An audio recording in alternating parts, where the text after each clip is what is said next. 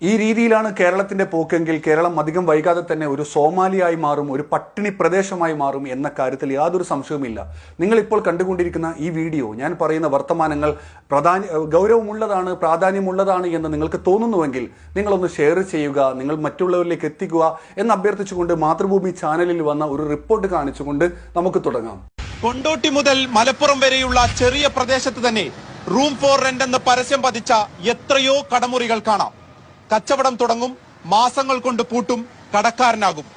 സംസ്ഥാനത്ത് മുഴുവൻ നോക്കിയാൽ ഇതിന്റെ വ്യാപ്തി വളരെ വലുതാണ്.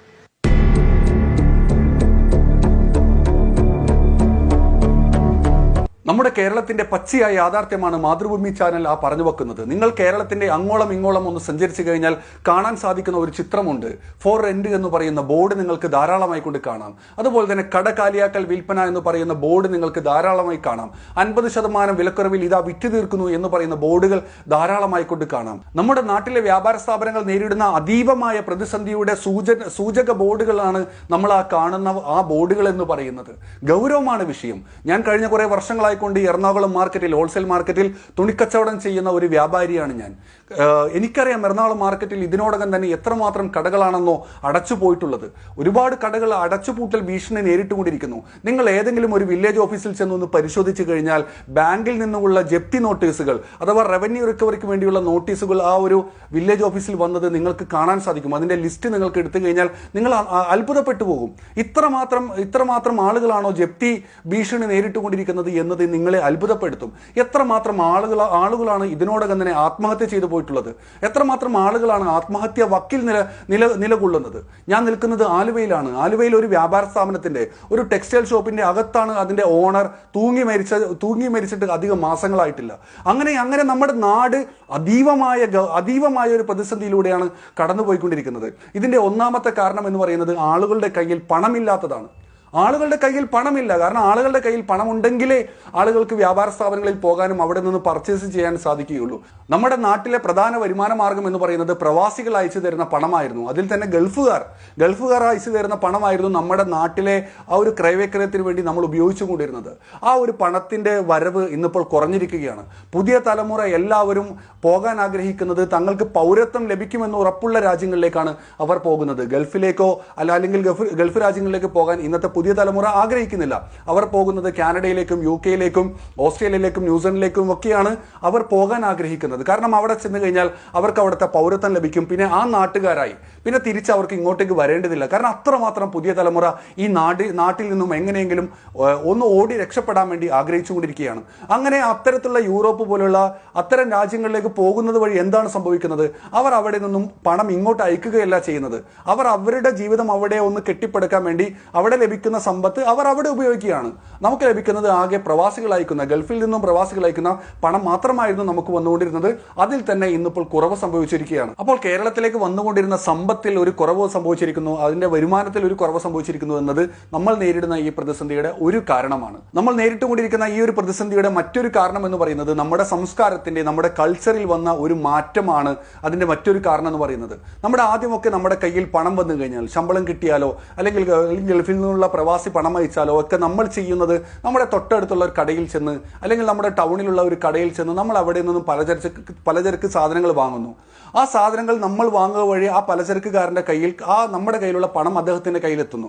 അദ്ദേഹം ആ പണം കൊണ്ട് അത് ഹോൾസെയിൽ മാർക്കറ്റിൽ ചെന്നുകൊണ്ട്, അങ്ങാടിയിൽ തന്നെയുള്ള ഹോൾസെയിൽ മാർക്കറ്റിൽ ചെന്നുകൊണ്ട് അവിടെ നിന്നും സാധനങ്ങൾ വാങ്ങുന്നു.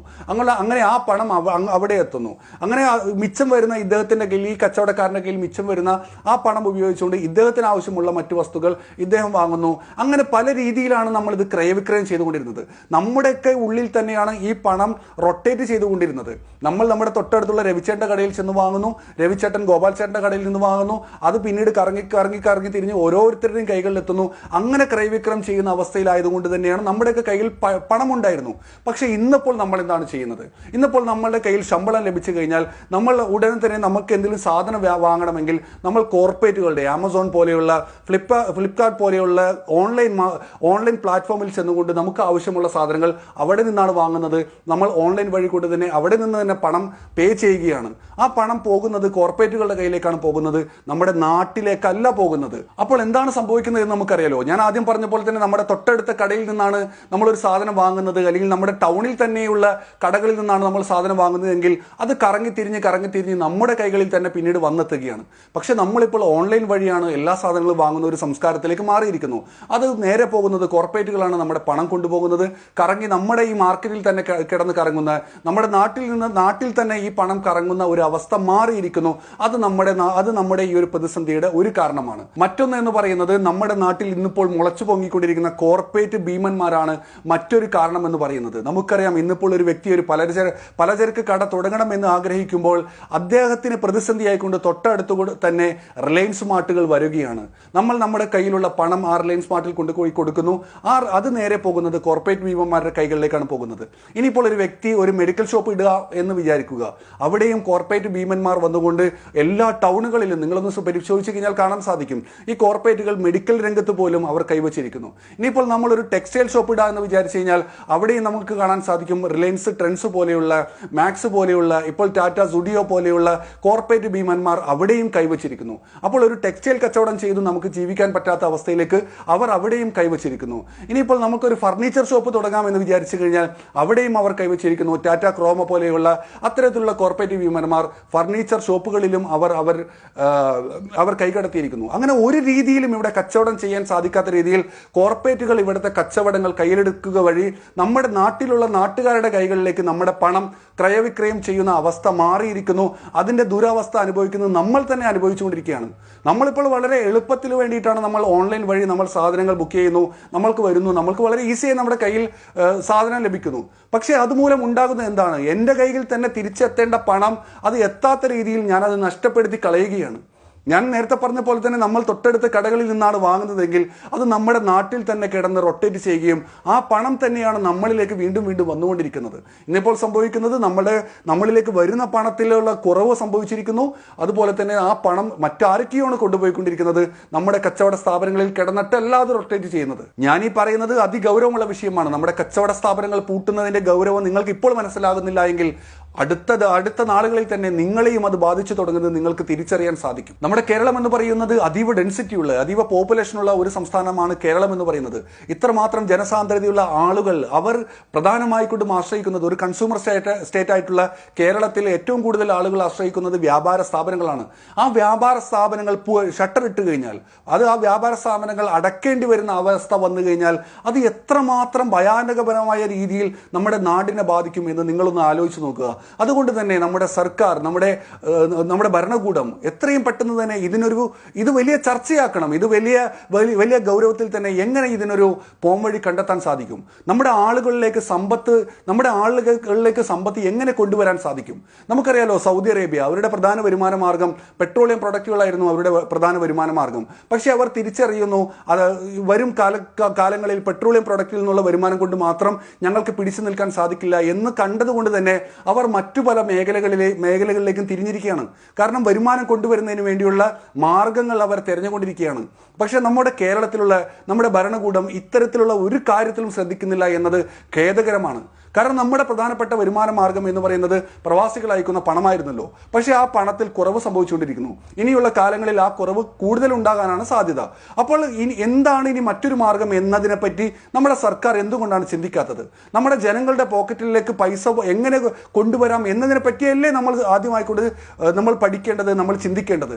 കാരണം നമ്മുടെ ജനങ്ങളുടെ പോക്കറ്റിൽ ഉണ്ടെങ്കിലല്ലേ നിങ്ങൾ ഈ ചോദിക്കുന്ന 28%, 55% ഒക്കെ നികുതി ഞങ്ങൾക്ക് അടക്കാൻ സാധിക്കുകയുള്ളൂ. ഞങ്ങളുടെ പോക്കറ്റിലുള്ള പൈസ ഉണ്ടെങ്കിലല്ലേ നിങ്ങൾക്ക് സർക്കാർ ജോലിക്കാർക്ക് ശമ്പളം കൊടുക്കാനും അവർക്ക് പെൻഷൻ കൊടുക്കാനൊക്കെ സാധിക്കുകയുള്ളൂ. അപ്പോൾ ഈ പറയുന്ന സാധാരണക്കാരായ ആളുകളുടെ പോക്കറ്റിൽ പണമില്ല എങ്കിൽ എങ്ങനെ നമ്മുടെ കേരളം മുന്നോട്ട് പോകും? നമ്മുടെ കേരളത്തെ ഉപേക്ഷിച്ചുകൊണ്ട് യൂറോപ്പിലും കാനഡയിലും ഒക്കെ പോയി പൗരത്വം സ്വീകരിച്ച് അവിടെ സെറ്റിലാകുന്ന ആളുകളെയല്ല നിങ്ങൾ ഭരണകൂടം മഹാന്മാരായി കാണേണ്ടത്. ഈ മണ്ണിൽ ചവിട്ടി നിന്നുകൊണ്ട് തന്നെ, ഈ മണ്ണിൽ ജീവിക്കാൻ ആഗ്രഹിക്കുന്നവരെ, അല്ലെങ്കിൽ ഈ മണ്ണിൽ നിന്നുകൊണ്ട് തന്നെ ഇവിടെ വ്യവസായം ചെയ്യാൻ ആഗ്രഹിക്കുന്നവരെയാണ് നിങ്ങൾ മഹാന്മാരായി കാണേണ്ടത്, നിങ്ങൾ ചേർത്ത് പിടിക്കേണ്ടത്. ഏതെങ്കിലും ഒരു മനുഷ്യൻ കച്ചവടം കച്ചവടം ചെയ്യാൻ ആഗ്രഹിക്കുന്നുവെങ്കിൽ അവന് വേണ്ട എല്ലാ സൗകര്യവും ചെയ്തു കൊടുത്തുകൊണ്ട് അവനെ വളർത്തുന്നതിന് വേണ്ടിയുള്ള നടപടികളാവണം നമ്മൾ ചെയ്യേണ്ടത്. അതുപോലെ തന്നെ കൂടുതൽ ആളുകളെ വ്യവസായങ്ങളിലേക്ക് കൊണ്ടുവരുന്നതിന് വേണ്ടിയുള്ള ഒരു പ്രാക്ടീസും അതിനുവേണ്ടിയുള്ള പരിശീലനങ്ങളും ഒക്കെ അവർക്ക് കൊടുത്തുകൊണ്ട് കൂടുതൽ മേഖലകളിലേക്ക് നമ്മുടെ യുവാക്കളെ കൊണ്ടുവരികയാണ് നമ്മൾ ചെയ്യേണ്ടത്. എങ്ങനെ ഓരോ പൗരന്മാരുടെയും പോക്കറ്റുകളിലേക്ക് പണം കൊണ്ടുവരാം എന്നതിനെ പറ്റിയാണ് ചിന്തിക്കേണ്ടത്. എങ്കിൽ മാത്രമേ സർക്കാർ നിലനിൽക്കൂ, എങ്കിൽ മാത്രമേ നമുക്ക് നികുതി കൊടുക്കാൻ സാധിക്കൂ, എങ്കിൽ മാത്രമേ ഇവിടെയുള്ള സർക്കാർ ജോലിക്കാർക്കും നിലനിൽക്കാൻ സാധിക്കൂ എന്നത് നിങ്ങൾ മറക്കരുത്.